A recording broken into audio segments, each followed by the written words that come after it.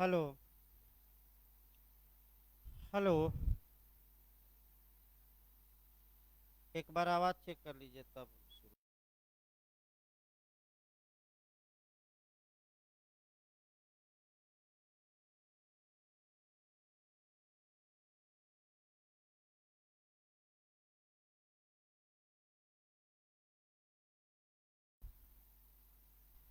देखिए,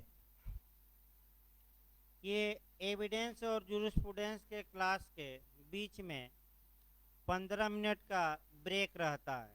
ये बता दिया जाए, कई लोग आपका मैंने मैसेज करते हैं, फ़ोन करते हैं कि अभी क्लास शुरू नहीं हुई, तो भाई सार्वजनिक सूचना दी जाए कि एविडेंस और जूरिस्प्रूडेंस के बीच में क्लास में 15 मिनट का गैप रहेगा, यानी कि ब्रेक रहेगा।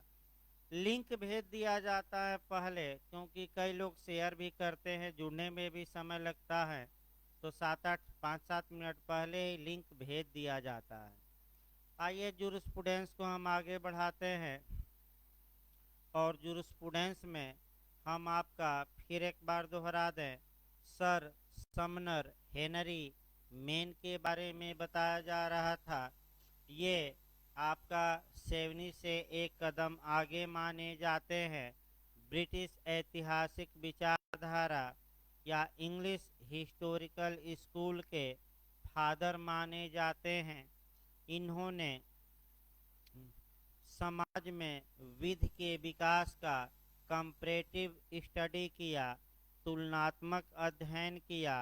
ये भी पूछा जा चुका है। और तुलनात्मक किस किस कानून किस किस विधियों का किया, एक बार ये क्वेश्चन आया है। हिंदू ला, इंग्लिश ला, रोमन ला और कैल्टिक विधि तो किसका नहीं किया, एक बार आया है, तो मुस्लिम ला का नहीं किया।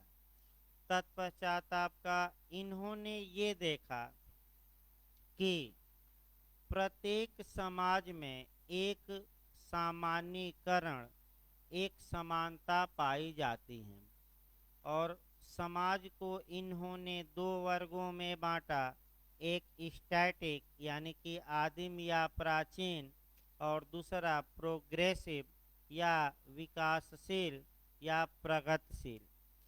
इन्होंने दोनों समाजों में ला का विकास कैसे होता है ये बताया। ये बताते हैं कि कुल 7 चरण बताते हैं, 7 स्टेप बताते हैं। और ये बताते हैं कि 4 चरणों तक आदिम समाज और विकासशील समाज में विधि का विकास एक समान होता है। 4 चरण के बाद स्टैटिक सोसाइटी में विधि का जो विकास है, ला का डेवलपमेंट है, वह रुक जाता है। और विकासशील समाज में 3 और प्रक्रमों तक विधि का विकास होता है।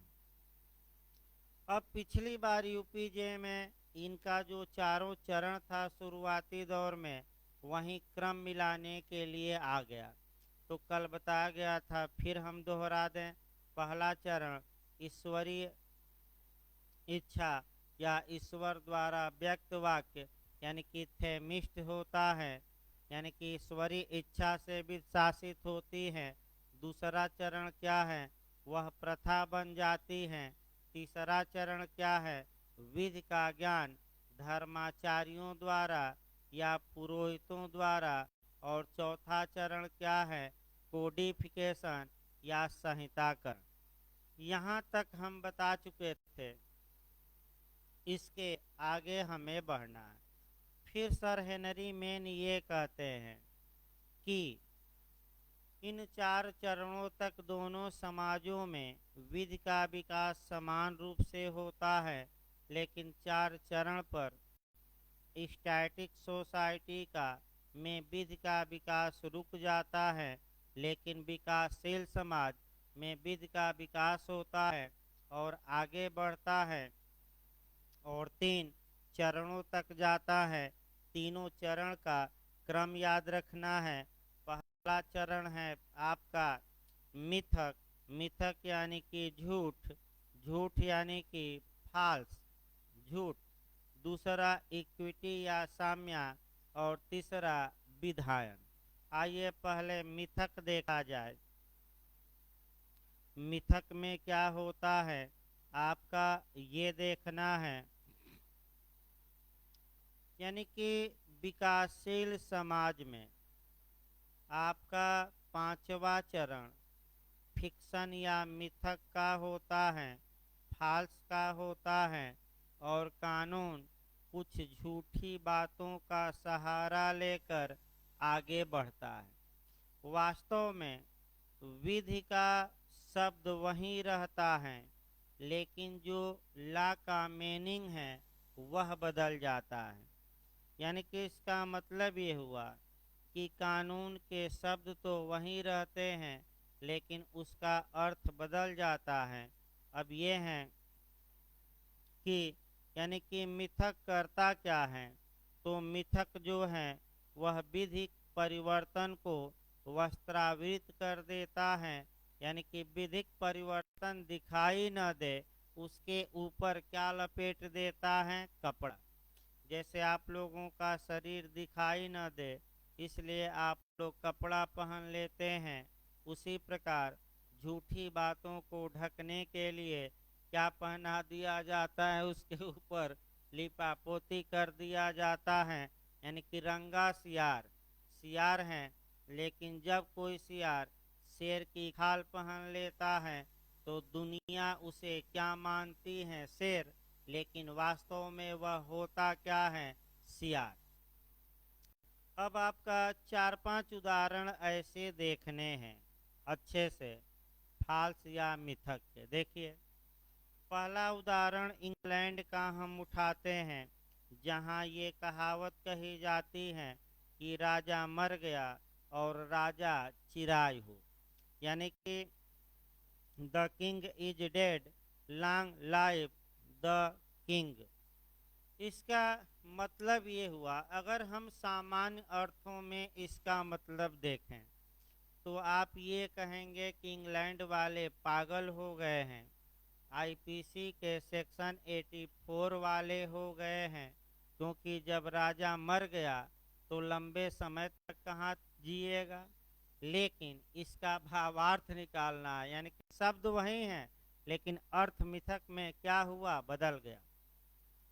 देखिए इसका भावार्थ सेंस क्या हुआ।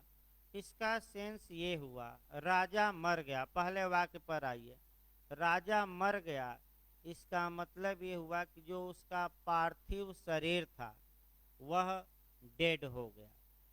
दूसरा वाक्य है कि राजा चिराय हो, अर्थात इंग्लैंड में जो राजतंत्र है या इंग्लैंड में जो सम्राट का शासन है, इंग्लैंड में जो राजतंत्र है या जो राज मुकुट है, वह राजतंत्र हमारे यहाँ लंबे समय तक क्या रहे, चलता रहे। दूसरा वाक्य का मतलब ये हुआ। फिर आइए भारत में आ जाइए, देव प्रतिमा या मूर्ति। जहाँ तक भारतीय विधि की बात है, आदिकाल से ही भारत में देव प्रतिमा, तो भाई ये भी झूठ है।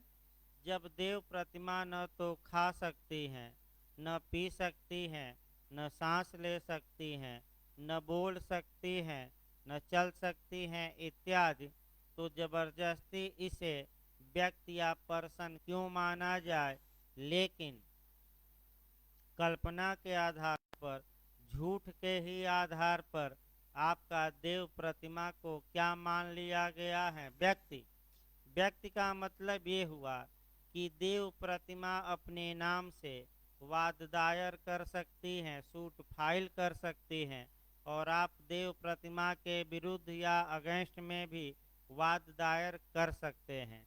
इसका उत्तम उदाहरण अयोध्या मामला है, जहाँ की रामलला विराजमान ने अपनी ओर से सुप्रीम को मुकदमा किया था।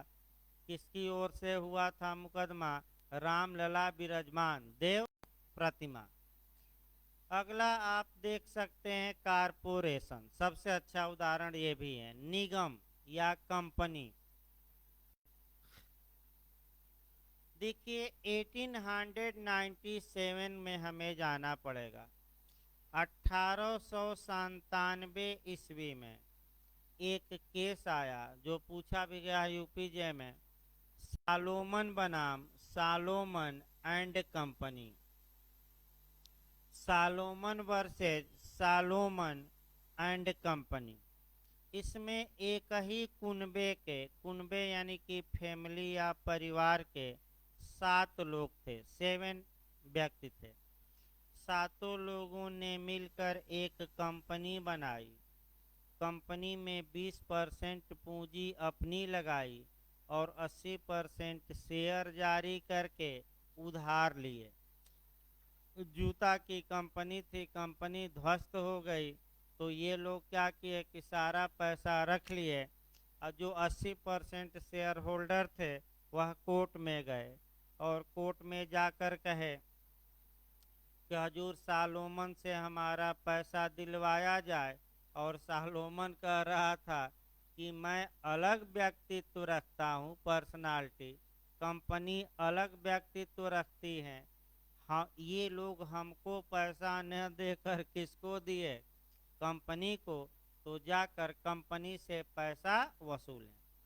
इस केस में व्यक्ति और कंपनी या निगम को अलग अलग हैसियत में माना गया और शेयर होल्डर कुछ भी वसूल नहीं पाए।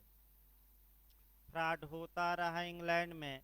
आपका 1960 में यानी कि 1916 ईस्वी में डेमलर कंपनी का वाद आया, जिसमें कि lifting the corporate will lifting the corporate will, पर्दा उठाने का सिद्धांत, घूंघट उठाने का सिद्धांत, अवगुंठन का सिद्धांत या आपका निगमन के आवरण को हटाने का सिद्धांत प्रतिपादित किया गया।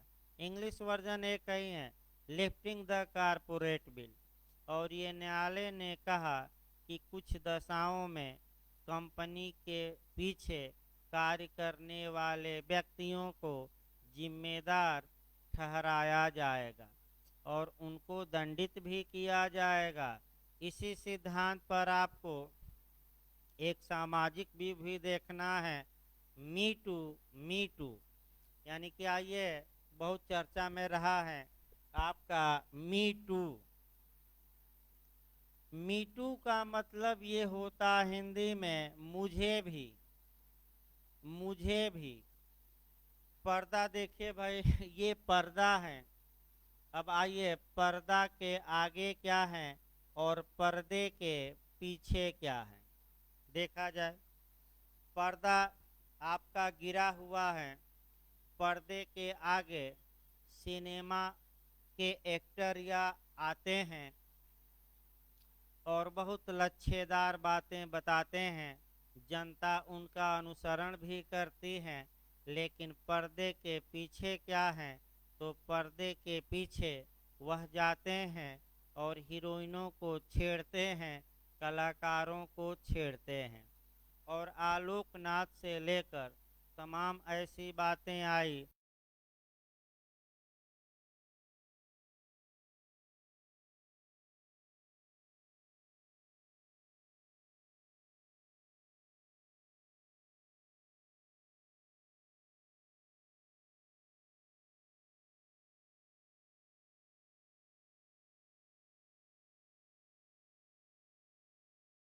प्राकृतिक व्यक्ति हैं, तो चूंकि निगम या कंपनी न तो सांस ले सकती है न चल सकती है, फिर भी जबरदस्ती इसको क्या मान लिया गया, व्यक्ति।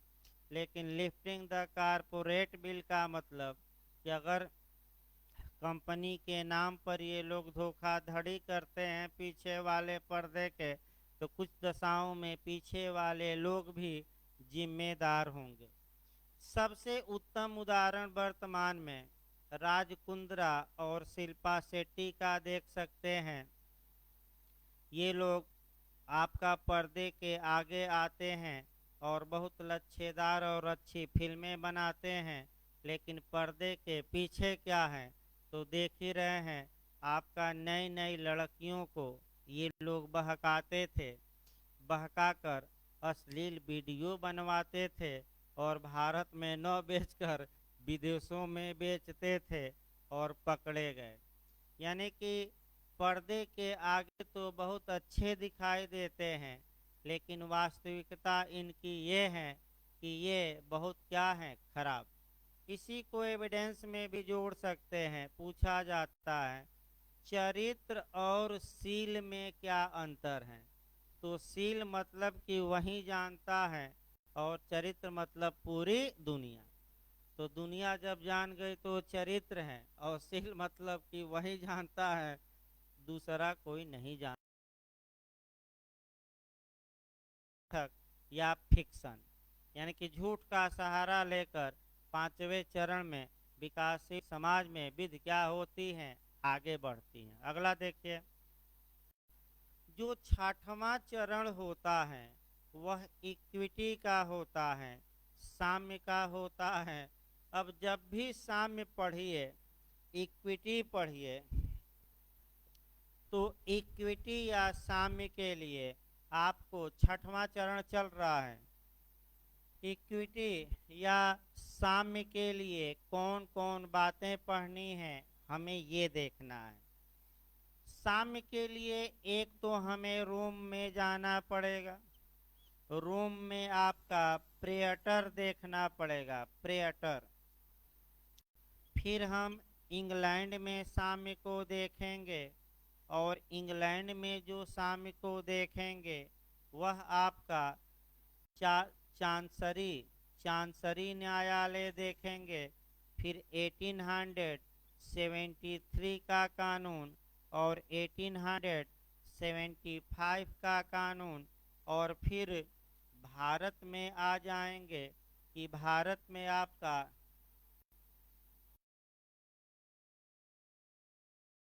पीसी का सेक्शन 151, सीआरपीसी का सेक्शन 482 और संविधान का अनुच्छेद 142 देखेंगे।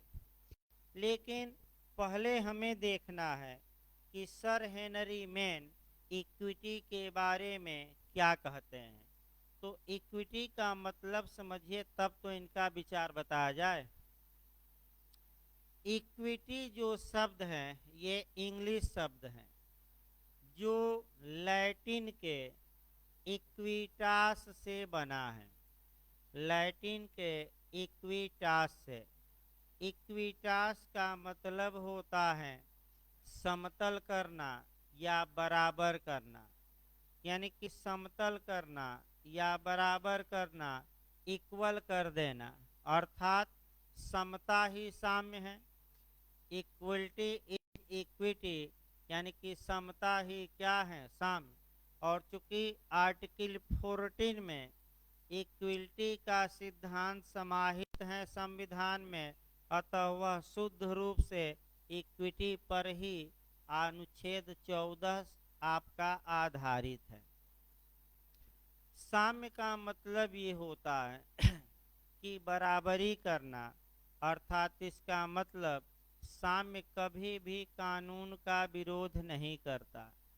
जहाँ जहाँ कानून में गैप है, कमी है, उसको फुलफिल करने या उसकी पूर्ति के लिए ही साम्य के नियमों का सहारा लिया गया। यानी कि साम्य की उत्पत्ति रोम में होती है। रोम के प्रेटरों ने साम्य को उत्पन्न किया। तत्पश्चात यह इंग्लैंड में पहुंची और इंग्लैंड में चांसरी न्यायालय ने इसको आगे बढ़ाया, लेकिन चांसरी न्यायालय को द जुडिकेटर एक्ट 1873 और 1875 में द जुडिकेटर एक्ट पास करके चांसरी न्यायालय को क्या किया गया, समाप्त। लेकिन साम्य को या इक्विटी को समाप्त नहीं किया गया। उसके बाद भारत में इक्विटी आई और आज भी विद्यमान है। तमाम अनुच्छेद हैं। सीपीसी का सेक्शन 151, सीआरपीसी का सेक्शन 482 और आपका ये संविधान का आर्टिकल 142। एक उदाहरण केवल बताया जाए क्योंकि भाई बहुत लंबा नहीं बताया जा सकता। 142 का, चूंकि उच्चतम न्यायालय हमारा सुप्रीम कोर्ट केवल न्याय विधि का ही न्यायालय नहीं है, केवल लॉ का कोर्ट नहीं है, बल्कि इक्विटी का भी है। अतः उच्चतम न्यायालय इक्विटी के आधार पर जो उचित लगे वह निर्णय दे सकता है और बिना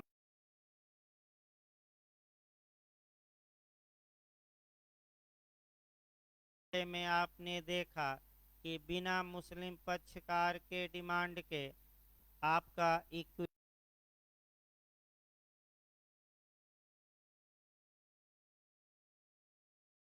5 एकड़ जमीन उच्चतम न्यायालय ने दिया।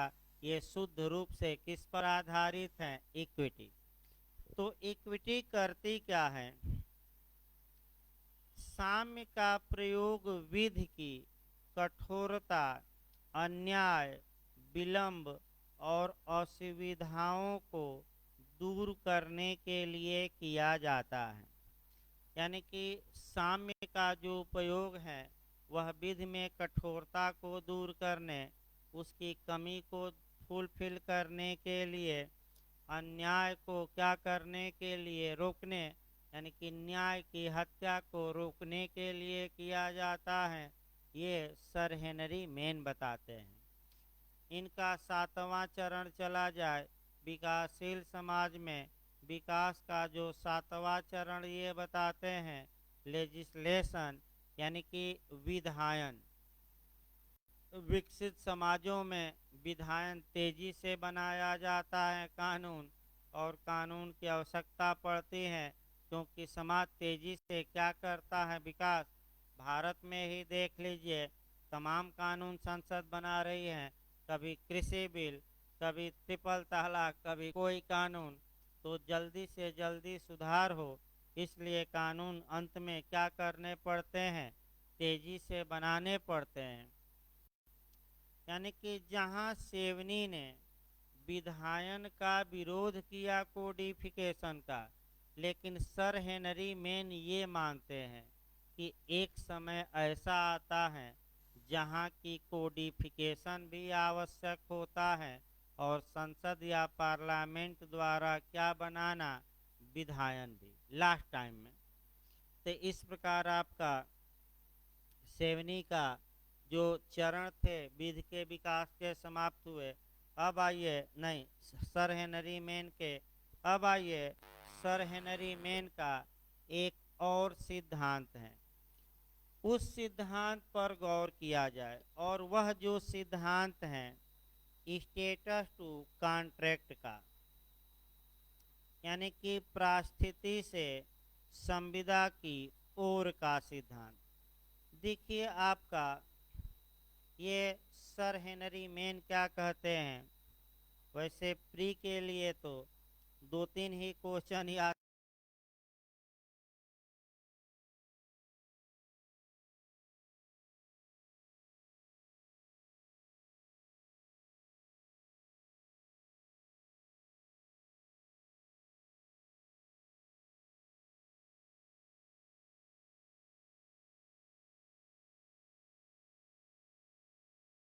चालन। पहले वाक्य लिख लिया जाए। अब तक प्रगतिशील समाजों का संचलन संचलन पारिस्थिति से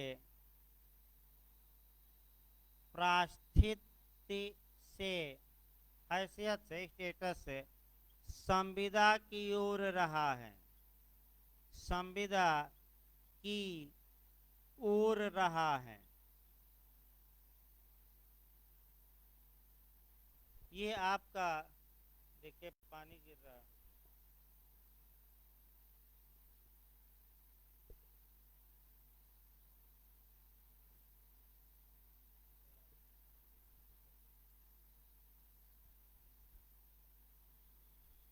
देखिए आपका यहाँ से क्वेश्चन हम बता दें तब आगे बढ़ा जाए। जहाँ तक क्वेश्चन की बात है, यहाँ से क्वेश्चन कैसे बनते हैं पहले उन क्वेश्चनों को हम डील कर लें और तब आपका डिटेल में हम बताते हैं।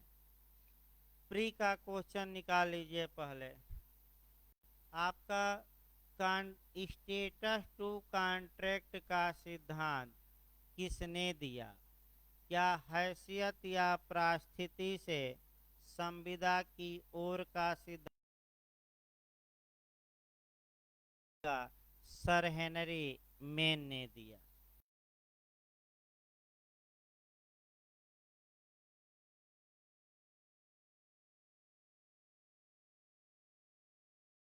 अब तक का मतलब हुआ कब तक?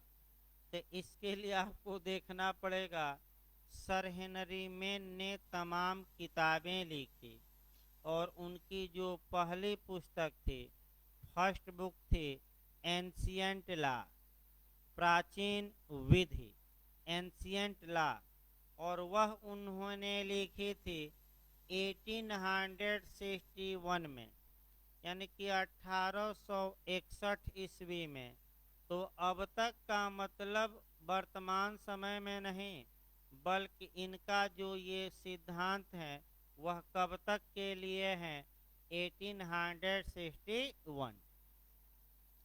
तीसरा वाक्य में हम देखें विकासशील समाजों का संचलन, यानी कि ये सिद्धांत स्टैटिक सोसाइटी में लागू होता है कि प्रोग्रेसिव? पूछ सकता है नया क्वेश्चन कि का स्टेटस टू कॉन्ट्रैक्ट का सिद्धांत किस समाज के लिए लागू होता है? आपका स्टैटिक सोसाइटी की प्रोग्रेसिव। तो क्या लिखा गया है? केवल प्रोग्रेसिव यानी कि विकासशील। इसके बाद जो क्वेश्चन बनता है वह इसका रिवर्स गियर में बनता है। रिवर्स गियर का मतलब ये हुआ कि जो स्टेटस टू कॉन्ट्रैक्ट का सिद्धांत है, अब वर्तमान समय में इसके विपरीत दिशा में धारा बह रही है, यानी कि अब कॉन्ट्रैक्ट टू स्टेटस की ओर मामला बढ़ रहा है।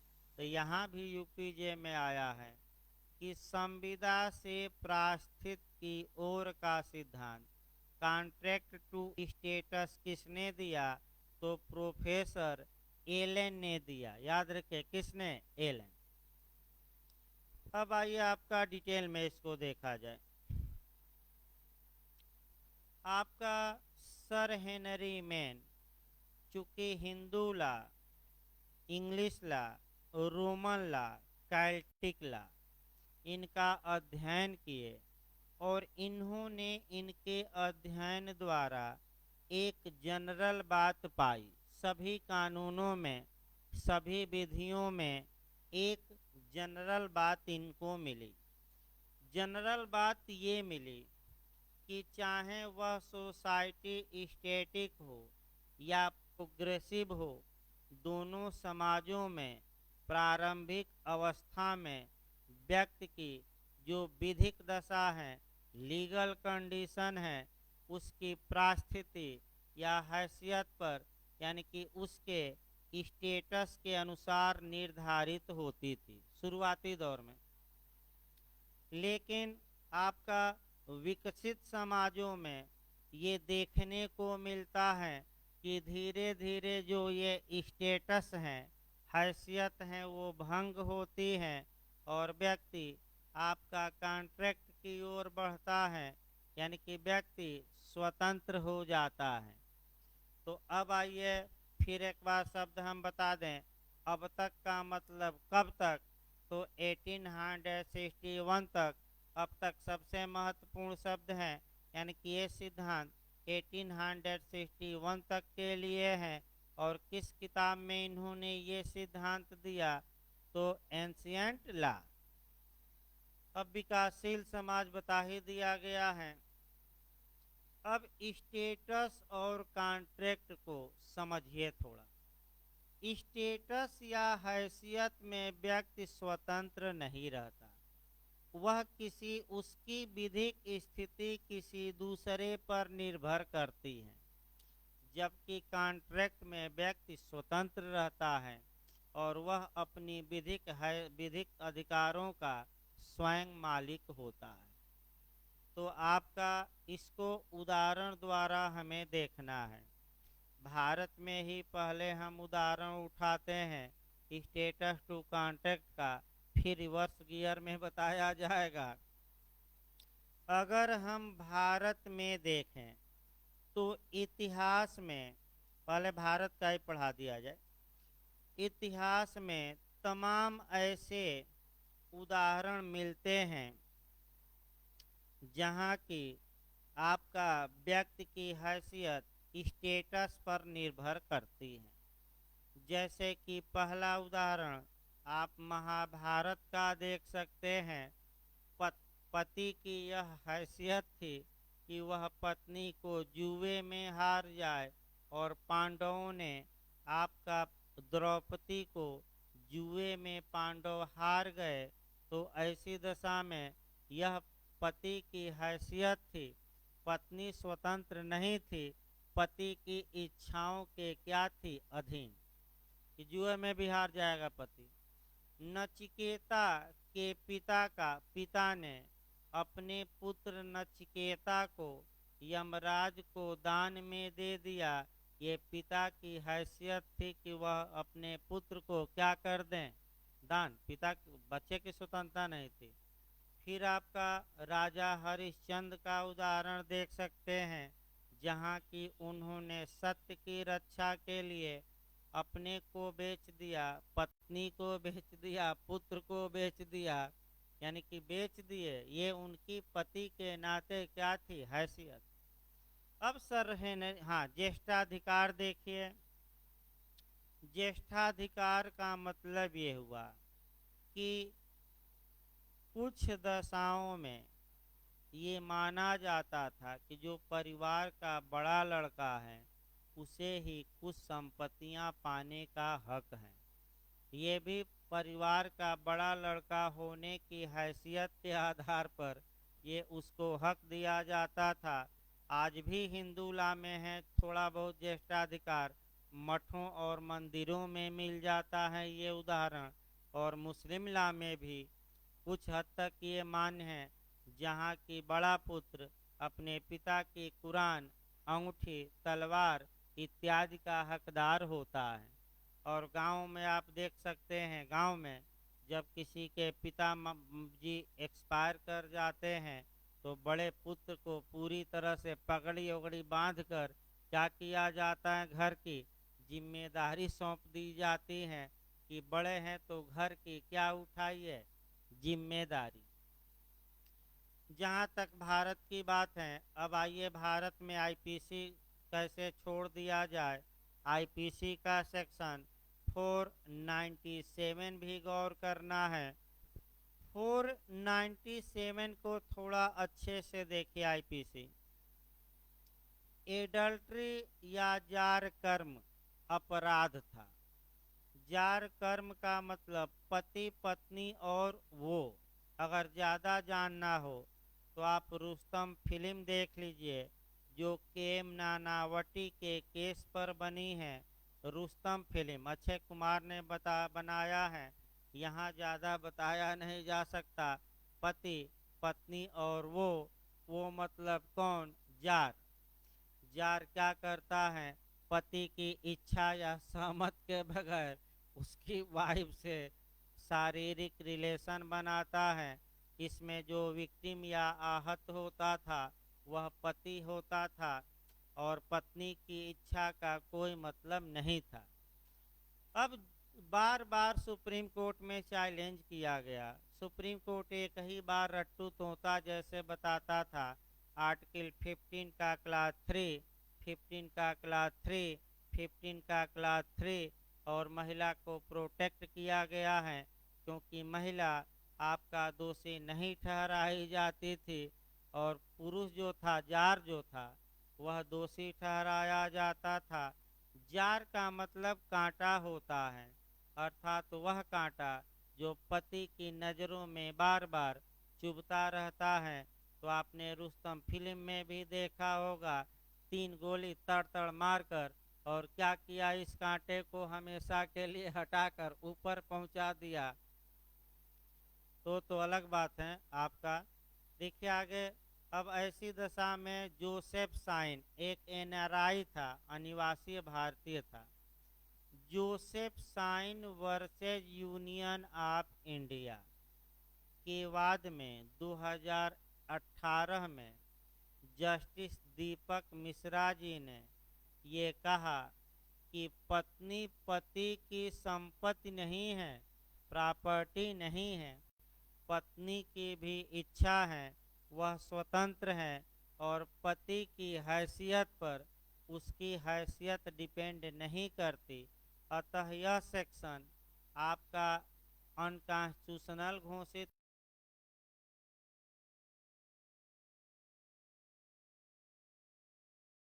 रूप से जो 497